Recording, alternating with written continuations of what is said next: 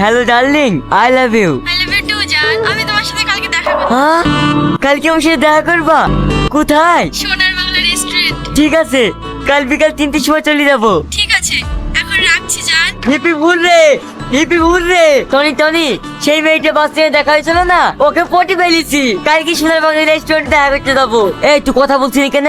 আরে সব পুরানো ঘর পর কি দেখছি? তুই তো সারাদিন মেয়েই ব্যস্ত। এই ঘরটা দেখ, এখানে যদি আমরা যেতে পারি না তাহলে আমরা বড় লোক হয়ে যাবো। তখন আর তোকে মেয়েদের পেছনে ঘুরতে হবে না, মেয়েরাই তোর পিছনে ঘুরবে। ওই ভাঙা ঘরে কি এমন আছে যে আমরা বড় লোক হয়ে যাবো? এটা হচ্ছে অনেক পুরনো এক জমিদার বাড়ি, এখানে অনেক গুপ্তধন আছে। যদি আমরা পেয়ে যাই তাহলে আমরা মালামাল হয়ে যাবো। মালামাল হবো না, আমাদের জীবনের বেহাল হয়ে যাবে।